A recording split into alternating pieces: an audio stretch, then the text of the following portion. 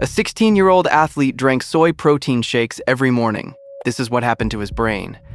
Presenting to the emergency department, JM was nearly catatonic, his speech slurred and his cognitive processing delayed to a crawl. Though he was a varsity runner, his pulse had dropped to 40 beats per minute. Doctors found his thyroid-stimulating hormone levels were skyrocketing, suggesting his vital medication was being neutralized before it could ever reach his bloodstream. At the intake desk, 16-year-old JM appeared like a ghost of his former self, his skin cold and his face noticeably swollen. Just weeks prior, he was a high-performing sprinter, but now he could not finish a sentence without losing his train of thought. This clinical mystery at Anatomy of a Mistake centers on a young man whose lifelong medical stability was shattered by a supposedly healthy lifestyle change.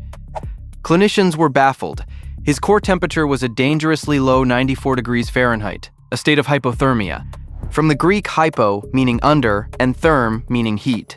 Despite his history of congenital hypothyroidism, his mother insisted he never missed a dose of his medication. The puzzle was simple yet deadly. Why was a compliant patient's internal engine suddenly losing its spark and stalling out? JM was born with congenital hypothyroidism, meaning he was born without a functioning thyroid gland. Congenital comes from the Latin congenitus, meaning born with. For years, a daily pill of synthetic hormone kept his cellular power plant running smoothly. But suddenly, he hit an invisible wall. During a routine 400-meter sprint, his legs felt like lead weights. This was a catastrophic VO2 max drop, a sudden collapse in aerobic capacity despite his elite training. By week 3, the star athlete was a shadow. In a house kept at 72 degrees, JM sat shivering in a heavy fleece hoodie. Looking in the mirror, he barely recognized himself. His face appeared doughy, and a distinct swelling, a goiter, had emerged at the base of his neck. When he pressed 2 fingers to his wrist, he felt a terrifyingly sluggish rhythm. He was experiencing bradycardia, a resting heart rate significantly below 60 beats per minute. Brady means slow, and cardia refers to the heart. His body was slowing to a glacial pace, yet no one realized his morning health kick was sabotaging his survival. The situation escalated to a life-threatening crisis when JM's mother found him unresponsive. His skin felt like polished marble, unnervingly cold and waxy. Upon arrival at the emergency department, nurses struggled to find a peripheral pulse as his heart rate flickered at a mere 32 beats per minute. When the rectal probe finally registered his core temperature, the room went silent. It read 94 degrees Fahrenheit, or 34.4 degrees Celsius. As clinicians worked to warm him, JM drifted into a state of acute psychosis known as myxedema madness. From the Greek myxa, meaning mucus, and oedema, meaning swelling, this condition involves severe cognitive impairment and hallucinations triggered by a total lack of thyroid hormone. He mumbled about shadows, his brain physically swelling from the metabolic shutdown. While the team stabilized his airway, his mother mentioned his new morning routine of high-dose soy protein shakes. This detail was the key to unlocking why his medication was failing. 6 hours after admission, lab results revealed a biological emergency.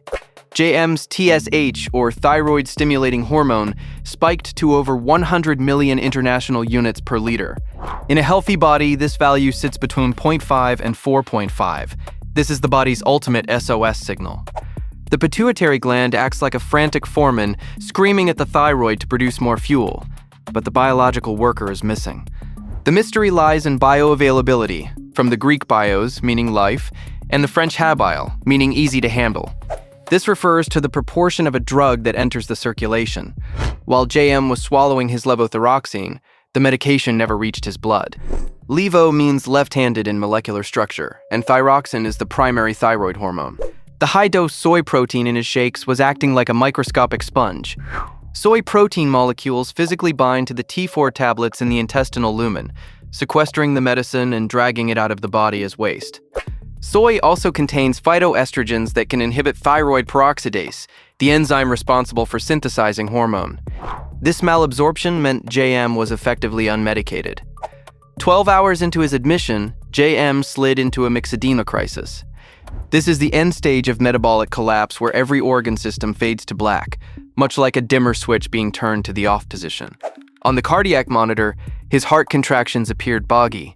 Fluid was leaking into the sac surrounding his heart, a condition known as pericardial effusion. From the Greek peri, meaning around, and the Latin effusio, meaning a pouring out. This fluid buildup acts like a physical vice, preventing the heart from beating and crashing his blood pressure. As his circulation failed, his respiratory system was next to surrender. JM had to be intubated because his brain effectively forgot how to breathe. Severe thyroid deficiency blunts the hypercapnic drive, the brain's sensitivity to rising carbon dioxide levels. Simultaneously, his kidneys could no longer regulate water, leading to hyponatremia. Hypo means low, natrium refers to sodium, and emia means in the blood. This low sodium causes water to rush into brain cells, resulting in cerebral edema, or brain swelling. If doctors could not restart his metabolic furnace, the pressure inside his skull would become fatal. To save JM, doctors immediately administered intravenous levothyroxine. By using the intravenous route, from the Latin intra meaning within, and vena meaning vein, clinicians bypassed the gastrointestinal tract entirely. This circumvented the soy protein sponge in his gut. Within hours, the direct infusion of T4 into his bloodstream jump-started his biological clockwork and restored his core temperature. His core temperature climbed back toward 98.6 degrees, and the fluid around his heart began to reabsorb. As JM regained consciousness, the medical team addressed his refractory hypothyroidism. Refractory, from the Latin refractorius, meaning stubborn, describes a state where a condition does not respond to standard treatment due to hidden lifestyle factors. To prevent a relapse, JM was taught the 4-hour rule. According to clinical guidelines, patients must wait at least 4 hours after taking thyroid medication before consuming soy, calcium, or iron. This window ensures the hormone is absorbed before dietary binders can interfere.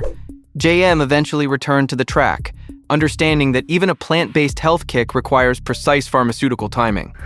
Thank you for watching. This case of JM and his soy shakes reminds us that what we eat can be just as powerful as the medicine we take. If this breakdown helped you understand the hidden chemistry of nutrition, please like the video, leave a comment with your thoughts, and subscribe to Anatomy of a Mistake for more clinical deep dives. This is a composite teaching case for curiosity and education, not a transcript from a real chart, and not personal medical advice. See a licensed clinician about your own symptoms or care.